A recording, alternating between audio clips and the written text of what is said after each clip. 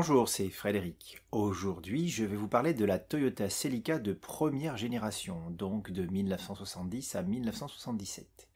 C'est un article d'Éric E. pour le Nouvel Automobiliste, publié en novembre 2020.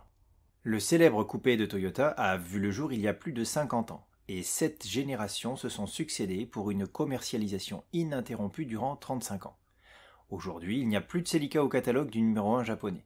Les deux seuls coupés encore proposés font appel à des partenariats externes, la GT86 réalisée avec Subaru et la Supra, développée avec BMW et fabriquée chez Magna Steyr. Mais assez parlé du présent, revenons en arrière à la genèse de la Celica, première du nom. Toyota a vite compris la nécessité de s'adapter à ses marchés et à sa clientèle, essentiellement répartie à la fin des années 60 entre les USA et l'Europe. Le Japon devient une puissance incontournable, Toyota voit grand et a bien l'intention d'imposer ses voitures à l'échelle mondiale. Le monde étant encore bipolaire, le dit monde fera l'impasse sur l'URSS et ses satellites. Ça tombe bien, l'achat d'une automobile y est plus compliqué, comme l'a souligné Ronald Reagan avec le talent qui le caractérisait. Et le monde, le gentil, celui qui n'est pas communiste, est en pleine croissance économique. Ainsi, au-delà de l'utile, il a besoin d'un soupçon de fantaisie. Le monde d'alors est heureux. Outre les statutaires berlines et les besogneuses familiales, ce monde achète des cabriolets, des roadsters et des coupés. En effet, depuis quelques années, les coupés gagnent en popularité. Aux USA, l'instigatrice des pony cars, la Mustang, démocratise le concept de la voiture puissante au look sympa, basée sur une voiture populaire. Les rivales de chez General Motors, Chrysler et AMC ne tardent pas, et des décennies de succès s'en suivront. En Europe, Ford n'est pas non plus en reste et lance en 1968 la Capri, fort répandue également, sans parler des Opel Manta. Là encore, les rivales ne tarderont pas à disputer une bataille que l'émergence des GTI viendra stopper une grande décennie plus tard. Nous sommes donc à la fin de l'année 70 et la Toyota Celica sort à point nommé. Le japonais montre qu'il est capable de rivaliser avec ses concurrents mondiaux en présentant au bon moment un produit crédible. Le nom Celica dérive du mot latin coelica, signifiant céleste. Vous avez à présent de quoi briller en société, et cette première génération prend le code A20 ou A30. Toyota propose d'abord un coupé 2 portes hardtop, puis une variante liftback, avec un haillon arrière à partir de avril 73. C'est la Carina qui fournit la base technique, un peu comme si la Ford Capri reposait sur une base de Cortina ou de Tonus.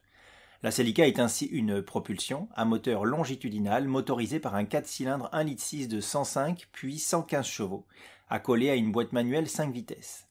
Peu à peu, la gamme s'étoffe selon les marchés avec une variante d'accès dotée d'un 1,4 litre 86 chevaux à boîte 4 rapports inconnu en France, tandis qu'un 4 cylindres 2 litres de 105 chevaux rejoint la gamme.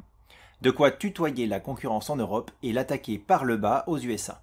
De nombreuses versions verront le jour selon les marchés, à l'image de la GTV, une version GT dépouillée perdant quelques kilos, ou des différentes versions propres aux marchés japonais, australiens ou américains selon les contraintes fiscales ou commerciales. Bref, une vaste gamme pour un coupé dont l'année 72 a également été marquée par des modifications plus ou moins importantes, repositionnement de l'orifice de remplissage de carburant et du réservoir, ou nouveau monogramme et feu arrière. En 73, la nouvelle carrosserie liftback inaugure une évolution du bloc de litres, et non des moindres. Un double arbre à cam permet de porter sa puissance à 145 chevaux, et la Celica franchit la barre des 200 km/h, avec une pointe à 205 km/h. La carrosserie de porte profitera ensuite de ce moteur.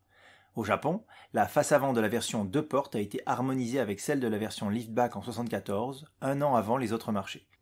Aux États-Unis, la voiture profite également d'une transmission automatique à 3 rapports la même année, avant de subir le durcissement de la réglementation locale. D'imposants pare-chocs, résistant à des chocs de 5 miles par heure, vont malheureusement enlaidir la face avant. L'élégante barre chromée en forme de U sera troquée contre un ensemble bien plus massif en 74 sur le millésime 75, tandis que l'emplacement des anciens chromes est alors comblé par une pièce plastique peinte de la teinte de la carrosserie. Toujours aux États-Unis, la Celica Liftback GT est élue voiture de l'année par Motor Trend dans la catégorie des véhicules importés. La Toyota Celica est donc un succès pour le japonais, et cette première mouture lance habilement le coup d'envoi d'une longue lignée. La suite de cette longue lignée, vous pouvez la retrouver sur le Nouvel Automobiliste, où la saga Celica continue avec la deuxième génération de Celica, de 77 à 81. À bientôt!